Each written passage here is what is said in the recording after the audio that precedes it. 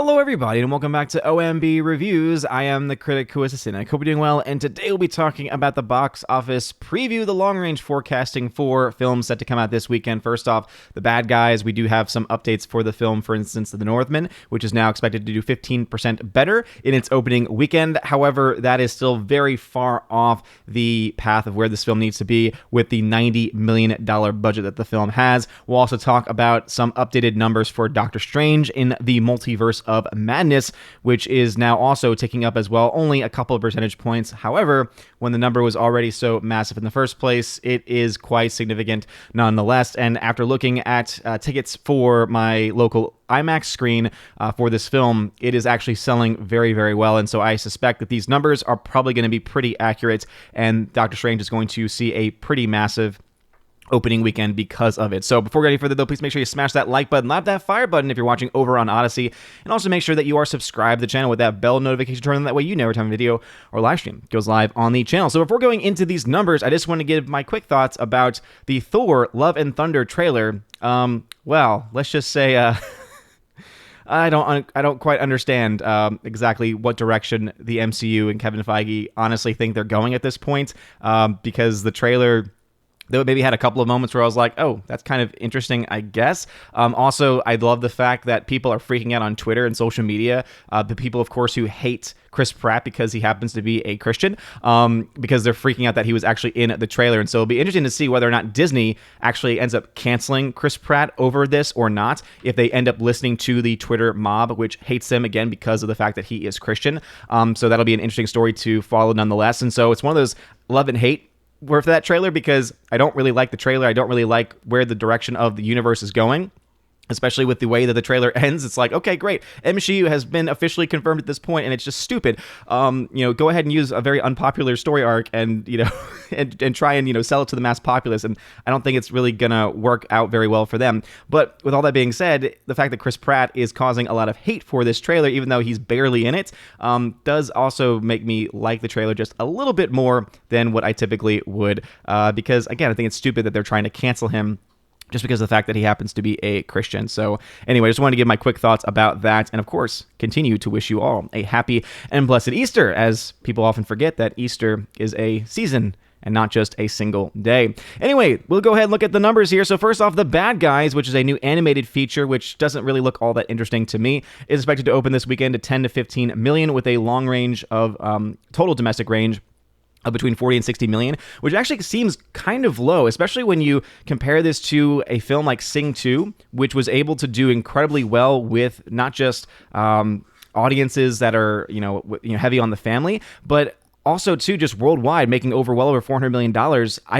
I'm kind of amazed that The Bad Guys is an animated feature, being one of the few kind of like kids films, I guess you could say, other than Sonic 2, which of course is doing pretty well.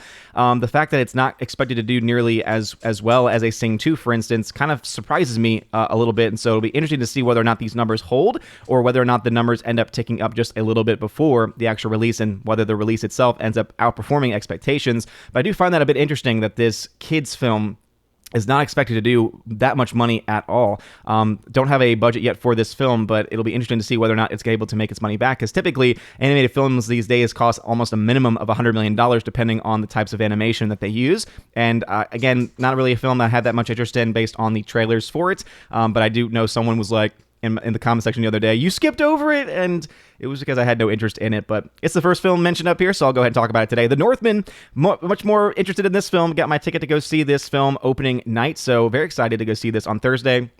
I've heard some pretty good things about it so far. This film has ticked up 15% in its opening weekend, which is expected to be around $5 to $10 million, whereas its long-range domestic forecast ticked up 13%, which is expected to end somewhere around $12 to $25 million. And the reason why this is a problem is because this film cost $90 million to make, and I did a video dedicated to the budget problem, the production budget problem that The Northman specifically has, because this is a kind of film I feel could have been made for a lot less money. I feel like this film probably could have been made somewhere between $10 and $25 million.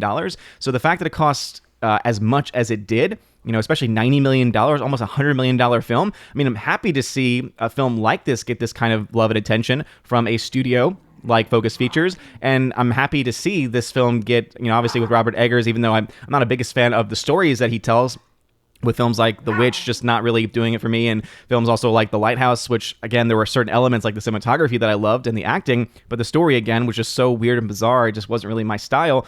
I'm kind of worried, of course, about this film, and because of that, because he is one of the writers on it, but it is still interesting nonetheless that they spent as much money on the film as they did, and it doesn't look like they're going to be able to make their money back, at least from the domestic market. Maybe this film ends up being a massive hit in the UK or in some of the European countries where they might feel a little bit more of a connection to the history of this film. So it'll be interesting to see how it plays in those countries and those nations where you have a large portion of the population that might, have, descendants from the time and era that this film is set in.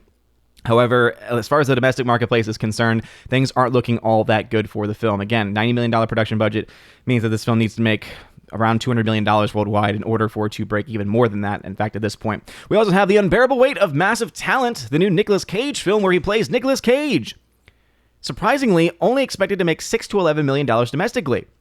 And I think the reason why is because I think this film is a little bit too much on the nose. I think that this film is a little too self-aware. I think it would have been better had the trailer been a little bit more... I know that this is not really the Nicolas Cage trope, but a little bit more tempered.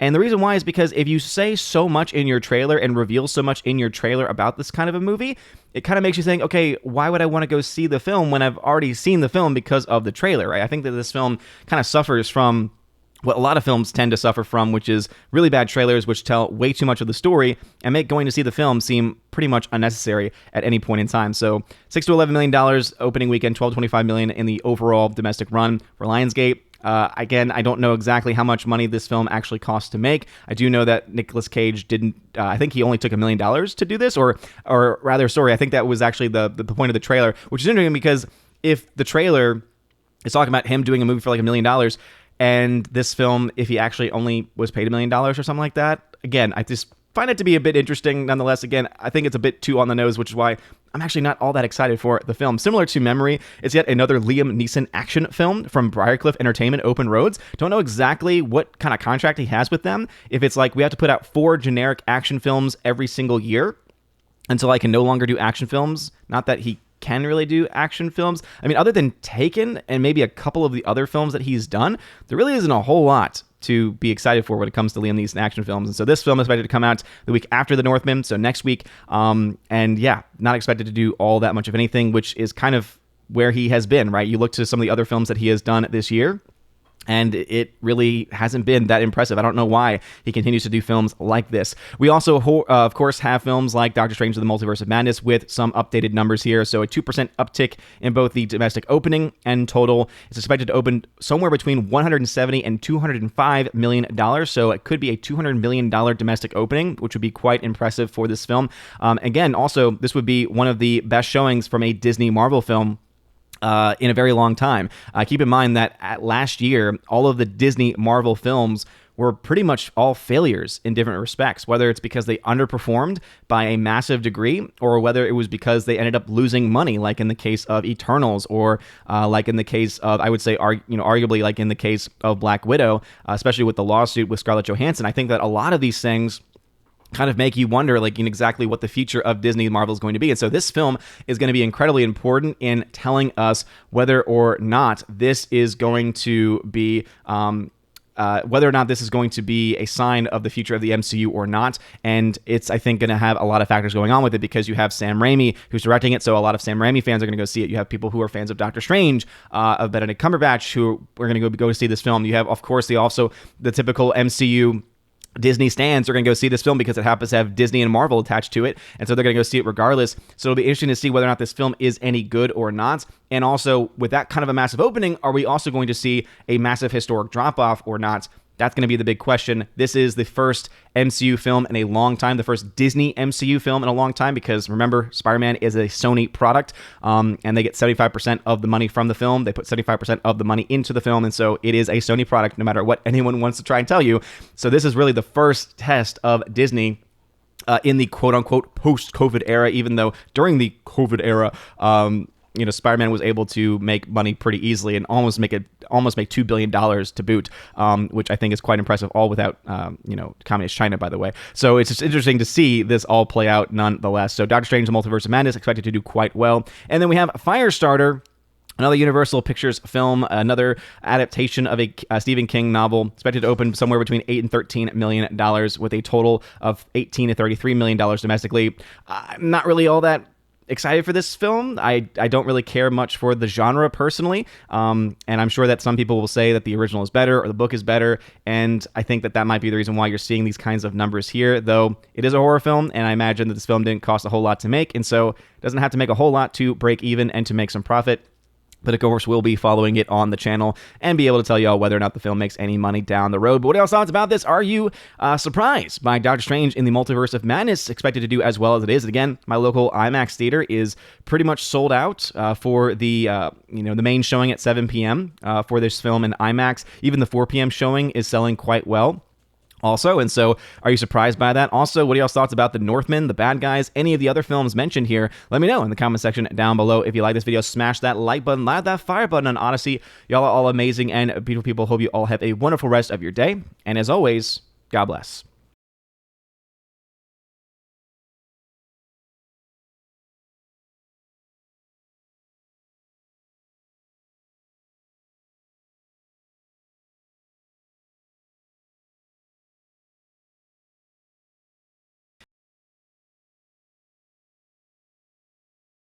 And now for a huge shout out to all of my April Patreon, Subscribe Star, and Locals members. Starting off with Patreon with Animation Commentator, Brandon, let's go Brandon, Brian P., Christopher Bowman, Father Christopher Miller, Hail to you, Father, Father Damian Cook, Garrett Searles, Harold Francis, Hymir Ari Hymeson, Inflamed Wood, Jacob from Holland, Jeff Toon, Joe Horn, Jonathan Carney, Gomer Kyle 79, Laura, the Modern Major General Story, Mike Jackson, Mad Mitch Dunaway, Mondo Spieler, Mr. Peabody, On to June, Orange Hat Reviews, Priscilla Hall, Rosella Allen, Stan Andrian, Miss Martin Muses, Theodore Bendon, Tina Bojan, and Tina B., the Empress of the Universe. Thank you very much for supporting me over on Patreon. And also to my Subscribe Star peeps, Matt317, Storm Tracker, The R, Fast Reaction,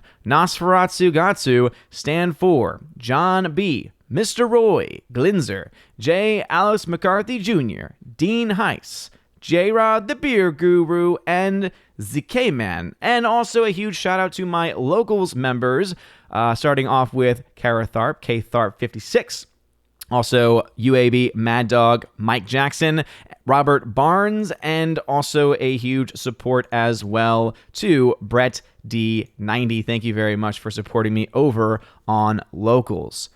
Thank you again to everyone for supporting the channel. Please, if you want your name shouted out at the end of every live stream and video, go ahead and check out the top link at the video description. It is my Willow link, as I like to describe it, and it brings you to a link tree where you get access to all of these different locations, as well as all of the various social media platforms that you can follow me on. If you join at the Citizen of Asgard level, you get your name shouted out at the end of every single live stream and video. Army of Asgard level gets you that, plus you get access to a giveaways channel that I have on Discord. If you ever don't have access to that giveaways channel, please contact me. I do send out the link to the Discord and with the instructions on it at the beginning of every single month. But if you don't have access to that giveaways channel where I'm giving away 4Ks and Blu-rays and all that kind of stuff, as much as I possibly can give away is available there.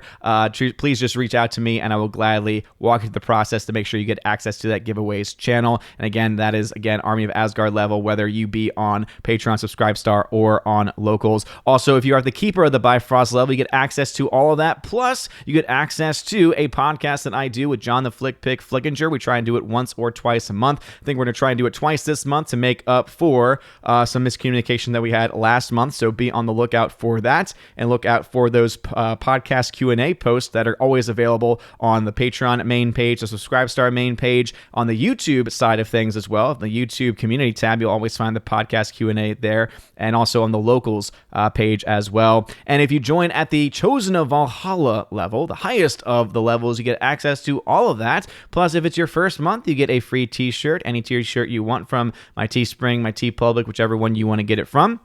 You just let me know the size, location I'm sending it to, color, that kind of stuff. You get it sent to you. Plus, you get to be featured once a month on the Chosen of Valhalla live stream, where we all come together and just talk about movies and really anything the Chosen want to talk about. And it is a lot of fun. Anyway, thank you all very much for your love and for your support. You guys are all amazing and beautiful people. Hope you all have a wonderful rest of your day. And as always, God bless.